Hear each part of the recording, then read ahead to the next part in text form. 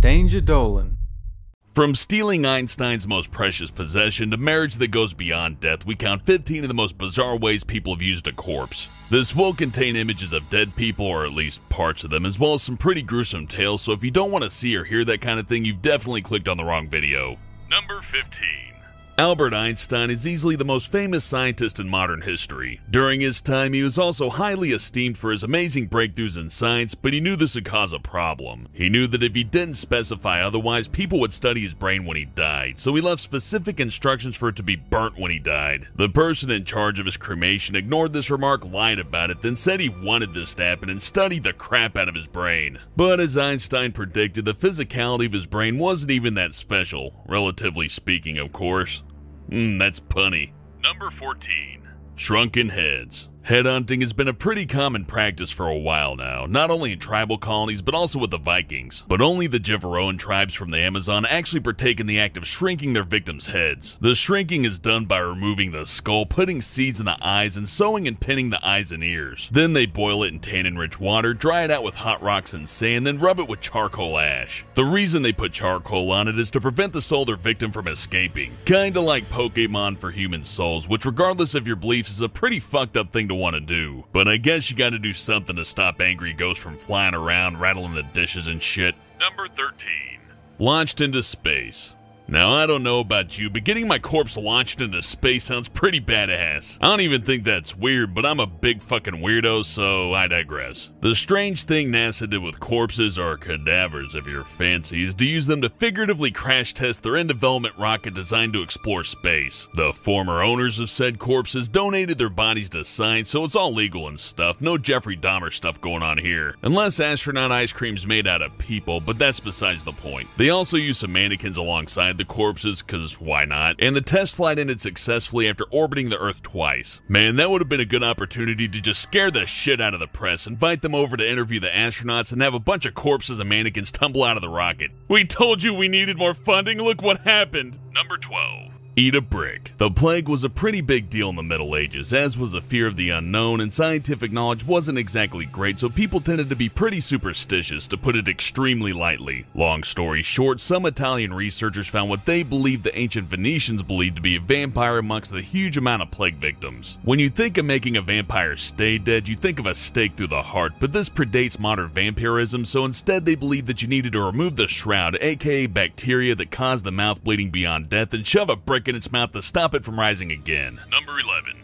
Cups and tools. Not everyone makes a big deal about death, especially not some of those with a strong belief that there's something beyond the grave. This is especially true of the Teotihuacanos of ancient Mexico who just buried their families under and around their house. But that's not all. They also used any adult bones that could be useful in making tools and utensils. That's right, they used their dead loved ones for spatulas, and that's not a random utensil I just picked out of my drawer. It's one of the types of utensils found in Teotihuacan. Then there's also the infamous skull cups, which is a pretty common thing to do in warlike cultures like the Vikings. Even the infamous Blackbeard was apparently turned into a bone and silver goblet, if you believe the tales. But hey, if you don't buy that, you can probably find some real skull cups at your local museum. Number 10.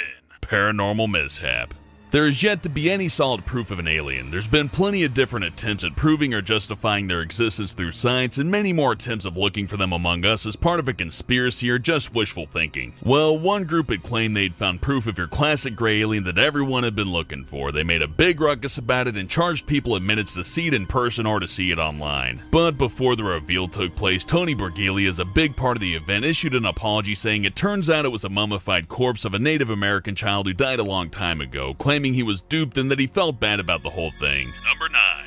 False mummy. A mummy of a Persian princess turned up in Pakistan during a police raid in the year 2000. This sparked up a huge amount of publicity and the archaeological community got excited for the first ever Persian mummy. The finders told everyone she was over 2,600 years old, her body was dressed in gold, there was an inscription saying her and her father's names, and she was prepared in the same way as the Egyptians. Eventually, some inconsistencies turned up, like grammatical errors and irregularities in how she was mummified. Ultimately, they found out she was a girl that had died in the recent past, and from the looks of it, her death wasn't natural as she had a broken neck. Number 8. Exhibition. Taxidermy is when you take the skin of an animal and stretch it over a cast in order to make it look alive. Of course, you add some glass eyes and pretty it up a bit, but the general idea is that it looks like the animal. Well, this doesn't quite work so well with humans. Don't ask me how I know that, but there's another technique called plastination made by Gunther von Hagens, where the liquids in the body are carefully replaced with plastics. This doesn't work with the skin on, but it does wonders for showing off the anatomy of the corpse. Well, if you're into that, there's an entire exhibit called Body Worlds that displays 25 different plastinated corpses in educational ways, sometimes showing off the effects of diseases, other times showing off the process of aging. This, of course, has caused absolutely no controversy whatsoever with anyone, anywhere, anytime. Everyone loves human corpses. Number 7.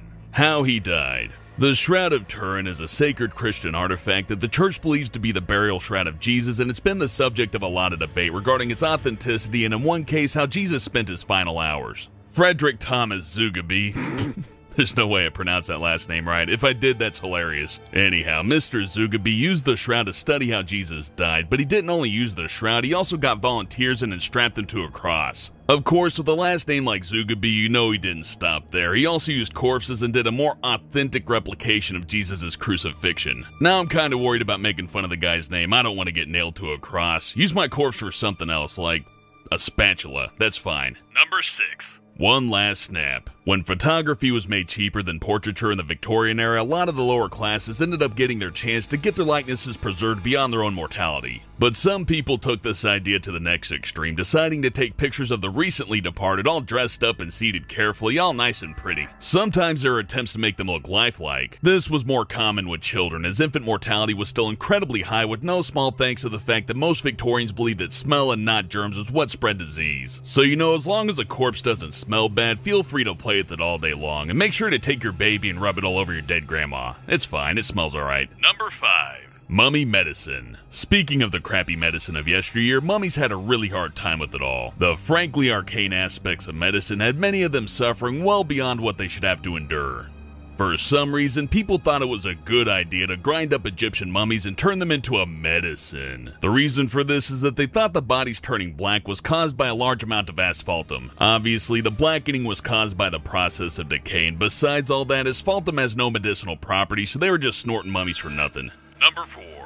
Sold into marriage. While arranged marriages were much more popular in the old days, they're still practiced today throughout the world, although not so much in Western countries. The classic line in the vows is "till death does us part," but this isn't so with all weddings. There are cases when it's practiced with one or more of the participants being dead. That's right, some people are currently married to a corpse. Well, I mean, not like widowers, but married to a corpse, like in a church married to the corpse. I wonder how you get a corpse to sign divorce papers. Anyways, this is mostly done in China, but it's been found worldwide, including in countries like France. It's not done for shits and giggles or, dare I say, unholy love. It's actually done with the same reasoning behind arranged marriages, to wed two different families and to exchange dowries and land. Number 3.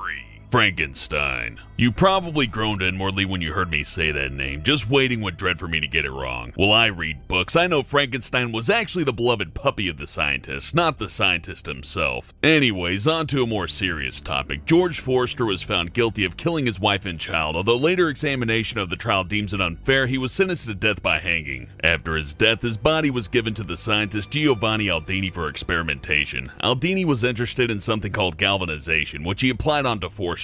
Galvanization is just another term for zap the shit out of that body, which he did as he did to others. His corpse is described as having a quivering jaw, contorting muscles, a clenched fist, and an open eye. Number 2. Snow White. This picture turned up on the internet a while ago, where a teen mother's holding her presumed miscarried underdeveloped daughter's long-gone corpse and posting it on Facebook in a Snow White costume. It's hard to tell if she's in massive denial or just really not taking it well, but either way, it's one of the most bizarre things I've ever come across. Obviously, it's also incredibly depressing. Nothing in that picture speaks of someone who's of her right mind, but hopefully she's feeling better about the whole thing now, or at the very least is getting the help she needs. Number 1. Corpse pants. Now to lighten the mood back up, what do you say to some fancy leather pants? What kind of leather, you ask? Well, only the best kind, as the previous skin owner has to get permission for his skin to be used. This is an Icelandic tradition where you flay the skin of the permissive dead and put on his, yes it has to be a guy's skin, and place a coin from a stolen widow in his balls along with this magical sign. When you're done, you've got a magical scrotum that'll always have money in it, but in order to take the pants off, you need to convince someone else to overtake the pants and step into each leg as the other person climbs out. If you do it right, you'll keep the money-gathering nature going on for generations. If you can find something more bizarre than magic corpse pants with money-giving scrotums, I'll be amazed. Thanks for watching, and I'll see you next time. Galvanization is just another term for zap the shit out of that body, which he did as he did to